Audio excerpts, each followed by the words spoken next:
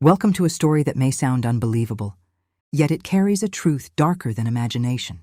This is not just a story of love or family, it is a story of confusion, control, and the fragile line between affection and obsession. My name is Isabel, and I'm 20 years old. But to understand everything, we must go back. Back to when I was only 8. That was the year my world quietly broke apart. My parents decided to separate. There were no loud fights in front of me. No dramatic scenes, just a cold, silent distance that slowly grew between them until one day, they simply chose different lives. I stayed with my mother, while my father, once a constant presence, became more like a visitor who came and went. My father was a successful businessman in Paris, always busy, always distant, always dressed perfectly, like he belonged to another world. At first I missed him terribly, but children adapt. We always do. Not long after the separation, my mother found love again. His name was Pierre. He was a baker from a quiet region, far from the fast life of Paris. Everyone called him Uncle Pierre, and he wasn't a bad man. In fact, he was kind in his own way, responsible, disciplined, the kind of man who believed life should follow strict rules. We moved into his small 2-room apartment in an old, white stone building near a quiet canal. It wasn't luxurious, but it was stable, predictable, and maybe that was the problem. Pierre ran the house like a system. Everything had its place. Everything had a rule. No short skirts, no makeup, no loud laughter, no freedom that he considered too much. I wasn't mistreated, but I always felt like I didn't fully belong there, like a guest who had stayed too long. My mother shared a room with me while Pierre had his own. Privacy didn't exist for me. At school, things felt different. My friends talked about their own rooms, their music, their independence. They laughed about sneaking makeup into class, about dressing how they wanted.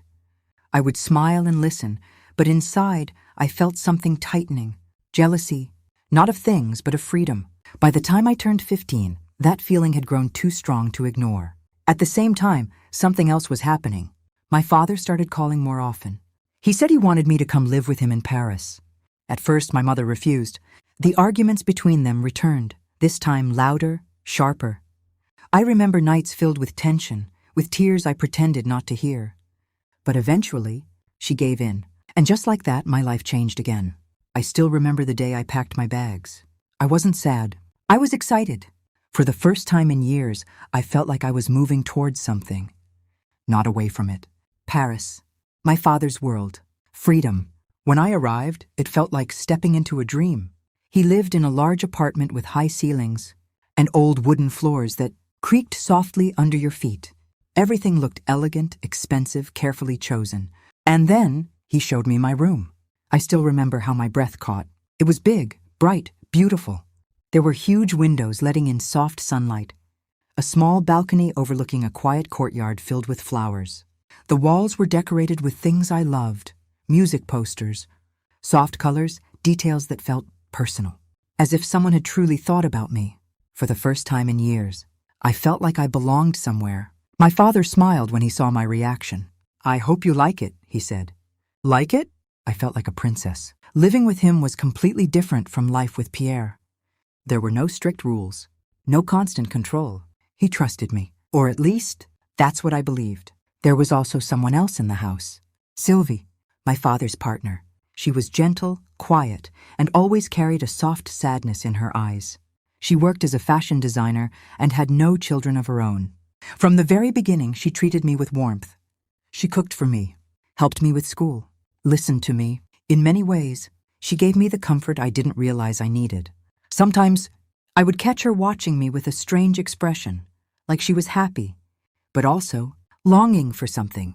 I didn't understand it back then, but I felt it. Life settled into a rhythm. For 2 years, everything seemed perfect. Until the day everything changed again. Sylvie became ill. At first, it was small things, fatigue, quiet pain, moments of weakness. But soon it became serious. My father did everything he could. The best doctors, the best care. But nothing worked. And one day, she was gone. The house felt empty after that. Too quiet, too cold. It was just me and my father now. I was 17, and without even realizing it, I stepped into a new role. I started taking care of everything. Cooking, cleaning, laundry. I told myself I was helping him, that I was being strong. and in a way I was. But something else was happening too. Something subtle, something I didn't notice at first. We grew closer, much closer. At the time it felt natural. We were both alone. We needed each other, or at least, that's what I believed. One day my mother came to visit. She looked at me for a long time, almost as if she didn't recognize me. "You've grown so much," she said. Then she suggested something I didn't expect. "Come back with me," she said gently. "Things are different now. Pierre has changed." But I didn't even consider it. "No," I said immediately. I didn't want to leave. Not anymore. Paris felt like my home now. And my father, he needed me. Or at least, that's what I told myself. He supported my decision. And just like that, I stayed. Years passed. I turned 20. I had become a young woman, confident, attractive, noticed by others. Boys started showing interest. Some even came to meet me. But every time, something strange happened. My father would be there, watching, silent, cold. He didn't shout. He didn't argue. But his presence alone was enough to make them uncomfortable. And one by one, they disappeared. At first, I thought it was coincidence. Then I started to wonder. One evening, after yet another failed attempt at a relationship, I finally asked him, "Why do you push everyone away?" He didn't answer immediately. Then he said something that stayed with me. "I don't know how I'd live without you." His voice was calm, soft, but something about it felt heavy. "You're my only joy," he added. At that moment, I felt something warm in my chest. Love, responsibility, maybe even guilt. "I'll never leave you," I told him. And I meant it. But I didn't realize what those words would truly mean. After that conversation, everything changed, just slightly, but enough. We spent more time together, went out more. He bought me gifts, beautiful clothes, expensive things. He complimented me constantly. "You're the most beautiful girl in the world. You're perfect. You're everything." At first, it felt good. Too good. I didn't question it. I didn't want to. But sometimes, late at night, when everything was quiet, a strange feeling would creep in. Something I couldn't explain. Something I didn't understand yet. A shadow, slowly forming behind the perfect life I thought I had. And I didn't know it then. But that shadow was only just beginning to grow. If I could go back in time, I would stop everything right there. At that moment when life still felt normal. When my father's attention still seemed like care, not control. When his words felt comforting, not suffocating. But the truth is, things don't change all at once. They change slowly. So slowly that by the time you realize something is wrong, you're already too deep to escape. After that evening in the kitchen, when he told me I was his only joy, our relationship shifted in ways I didn't fully understand at first. It started with small things. He began spending more time with me than ever before. Not just as a father, but almost like a companion. He would invite me to dinners at elegant restaurants, take me to events, and introduce me to people as if I were the most important person in his life. At first I felt special, chosen, seen, something I had always wanted. He bought me beautiful clothes, dresses that hugged my figure, heels that made me feel older, more confident. He paid attention to every detail, from my hairstyle to the color of my lipstick. And every time I wore something he chose, his eyes would light up. "You're perfect," he would say. "You're the most beautiful woman in the room." Not daughter, woman. I noticed it, but I ignored it. Because it felt good. Because I didn't want to lose that feeling. I told myself it was harmless. That he was just proud of me. That after losing Sylvie, he needed someone close. Someone to fill the silence in his life. And I was there.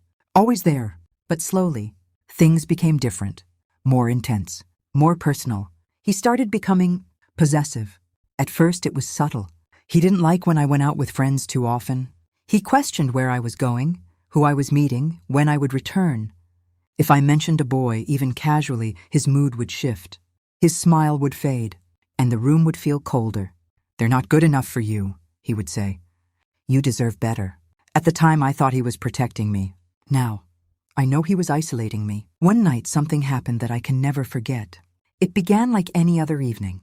We were sitting in the living room, watching a movie together. I was curled up on the couch and he sat beside me. At some point, he moved closer. Too close. I could feel the warmth of his body, the subtle scent of his cologne. My heart started beating faster, but I didn't move. I didn't understand why. He placed his arm around my shoulders. It wasn't unusual, or at least, it hadn't been before. But this time felt different. His hand lingered. Then slowly, it moved. Lower. My body tensed. Something inside me whispered that this wasn't right. But another part of me, confused, frozen, told me to stay still, to not react, to not ruin the moment. He leaned closer. I could feel his breath near my neck. Then he spoke. "You've grown so much, Isabel." His voice was softer than usual, deeper. "I'm proud of you." I swallowed hard. I didn't know what to say. Then I felt it, his fingers tracing lightly along my arm. Too slowly, too deliberately. My heart was racing now. I wanted to move away, but I didn't. I couldn't. He turned toward me, his hand gently lifting my chin so I would look at him. Our eyes met, and in that moment, I saw something I had never seen before. Not warmth, not fatherly love. Something else. Something that made my stomach twist. Something dangerous. He leaned in closer, and before I could react, he kissed me. Not on the forehead, not on the cheek, on the lips. Time stopped. My mind went blank. I didn't understand what was happening. I didn't want to understand. But it was real. It had happened. I pulled back slightly, my breathing uneven. "Dad?" I whispered. But he didn't respond the way I expected. Instead, he looked at me with an intensity that made my entire body freeze. "I told you," he said softly. "I can't live without you." I felt fear. Real fear, but also something else. Confusion. A strange, overwhelming mix of emotions I couldn't control, because part of me wanted to push him away, and another part didn't. That was the worst part. That's what made everything so much more terrifying, because I didn't know myself anymore. After that night, I tried to convince myself it was a mistake, a moment of weakness, something that would never happen again. But I was wrong. It didn't stop. It became normal. He started touching me more often, holding me longer, looking at me in ways that made my skin burn. At first I resisted, silently. I avoided his gaze, stayed in my room more, but he always found a way back in. Always. "You don't need anyone else," he would say. "I'm here for you." And slowly, I started believing him. I stopped going out, stopped meeting friends, stopped talking to anyone about my life, because deep down, I knew they wouldn't understand. Or worse, they would, and then everything would collapse. One evening, I made a mistake. I tried to talk to him. "Dad," I said carefully, "this isn't right." For a moment, his expression changed. Not to guilt, not to shame, but to something darker. "You think I don't know that?" he replied. "Do you think I wanted this?" His voice grew colder. "But you're mine, Isabel." Mine. That word echoed in my mind long after he said it. "I've given you everything," he continued. "Everything you've ever wanted." I stayed silent. "You belong with me." That was the moment I understood something I had been avoiding. This wasn't love, not the kind I thought it was. This was control, obsession, something broken. But by then, I was already trapped inside it. Days turned into weeks, weeks into months. I lost track of time, lost track of myself. I became someone I didn't recognize, someone who lived only for him, someone who stopped questioning, stopped resisting, because resisting felt impossible, because leaving felt even harder. And somewhere deep inside me, a small voice kept whispering, "This isn't how it's supposed to be." But that voice was getting quieter, day by day, fading under the weight of his words, his presence, his control. Until one day, something happened that changed everything. Something that finally made me see the truth clearly. And when I saw it, I knew one thing for certain. If I didn't escape, I would lose myself forever. There comes a moment in every nightmare when you either wake up or you disappear inside it forever. For a long time, I didn't realize I was living in one. I had stopped questioning things, stopped resisting, stopped seeing the difference between love and control. My world had shrunk down to one person, one voice, one presence. Him, my father, the man who once made me feel safe, had become the reason I felt trapped. Days blurred into each other. I no longer remembered what normal life looked like.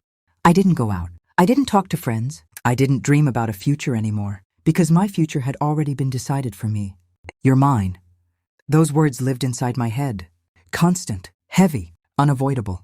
And the worst part? A piece of me had started believing them. That was the prison. Not the walls, not the apartment, but my own mind. Everything changed the day I opened that metal box.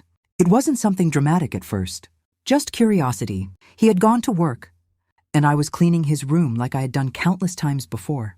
Everything looked the same, neat, controlled, perfect, just like him. Then I noticed it. A small metal box hidden carefully on a shelf, locked. Something about it made my chest tighten. I don't know why, but I knew I shouldn't open it. And yet, I did.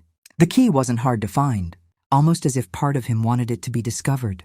My hands trembled as I unlocked it. And when I lifted the lid, my world shattered. Photos, dozens of them. No, hundreds, all of me. In my room, in the living room. Sleeping, changing, laughing, unaware, every moment of my life. Captured without my knowledge, without my permission. I felt sick. My hands started shaking uncontrollably. This wasn't love. This wasn't even obsession. This was something darker, something terrifying. Beneath the photos, there was a folded note. I didn't want to read it, but I did. My little Isabel, you are mine, forever. No one will take you away from me. I would destroy anyone who tries, even if I have to kill. You belong to me. I dropped the paper. My entire body went cold. For the first time, I wasn't confused anymore. I wasn't divided between emotions. I wasn't trying to justify anything. I was afraid, truly afraid, because I finally understood the truth. I wasn't living with someone who loved me. I was living with someone who would never let me go. That was the moment everything became clear. And clarity can be terrifying, but it can also save you. I ran to my room, locked the door, and for the first time in months, I cried. Not soft tears, not quiet sadness, but desperate, painful crying. The kind that comes when your soul realizes something it has been trying to ignore. I have to leave, I whispered to myself, over and over again. I have to leave. And this time, I meant it. I didn't wait. I didn't think. Because thinking would have stopped me. Fear would have stopped me. And I knew, if I didn't leave now, I never would. I packed only what I needed. Some clothes, my documents, money, my phone. My hands were shaking so badly I could barely zip my bag. Every second felt like a risk, like he could walk in at any moment, like I would be caught, but I didn't stop. I couldn't. Then, I left, just like that. No goodbye, no explanation, no looking back. I walked out of that apartment, and for the first time in a long time, I felt something unfamiliar. Freedom. But freedom has a cost, and mine was fear. I didn't know where to go. I didn't know what to do. I just knew one thing. I had to get as far away as possible. I ended up at the train station. Everything felt unreal. People walking, voices around me, life moving normally. While mine had completely fallen apart. I bought a ticket without thinking. The first destination I saw, Marseille. And just like that, I left everything behind. The train ride felt endless. I sat by the window, watching the world pass by. Fields, trees, open sky. Everything looked peaceful. So different from the chaos inside me. I didn't cry, not anymore. I just stared, empty. Because sometimes, pain becomes too big for tears. When I arrived in Marseille, I was alone, completely alone. But strangely, I felt safe. I found a small place to stay, got a job at a cafe, started rebuilding something I thought I had lost forever. Myself. Days turned into weeks, weeks into months. Slowly, I started breathing again, living again. And then, I met him, Julian. He wasn't like anyone I had ever known. He was kind, simple, honest. He didn't try to control me, didn't try to shape me into something I wasn't. He just accepted me, exactly as I was. And for the first time in my life, that felt like real love. We spent time together, laughed, talked, dreamed. He didn't rush me, didn't push me. He gave me something I didn't even realize I needed. Space. And in that space, I began to heal. Months later, he proposed. It wasn't extravagant. It wasn't perfect. But it was real. And I said yes. Without fear, without hesitation. For the first time, I chose my life. I thought it was over. I thought I had escaped. But the past doesn't disappear that easily. On my wedding day, everything came back. I was standing in front of the mirror wearing my dress. A simple white gown. Beautiful, peaceful, mine. And then I saw him, standing behind me, in the doorway. My heart stopped. No, I whispered. But it was real. He was there, just like before. Calm, controlled, terrifying. "Did you really think you could escape me?" he said. His voice hadn't changed. And suddenly, I was that scared girl again. Frozen, helpless. He walked toward me, took my hand. Firm, unavoidable. "You're coming home." I tried to resist. I really did. But fear is powerful. And he knew it. He always knew it. Everything that followed felt like a nightmare I couldn't wake up from. The car, the silence, the return to that apartment, the place I thought I had escaped forever. I was trapped again, but something inside me had changed. I wasn't the same girl anymore. I had seen the truth. I had felt freedom. And once you taste freedom, you can't forget it. Even if you're dragged back into the cage, he thought he still controlled me, that I was still his, but he was wrong. Because this time, I knew what I had to do. As he stood there, convinced of his power, I made a decision, not out of fear, but out of strength. This wouldn't be my ending. This wouldn't be my life. Because I wasn't his. I never was. And no matter how long it took, no matter how hard it would be, I would escape again. But this time, not by running, by fighting. And the next time I walked out that door, it wouldn't be in fear. It would be in freedom. Forever.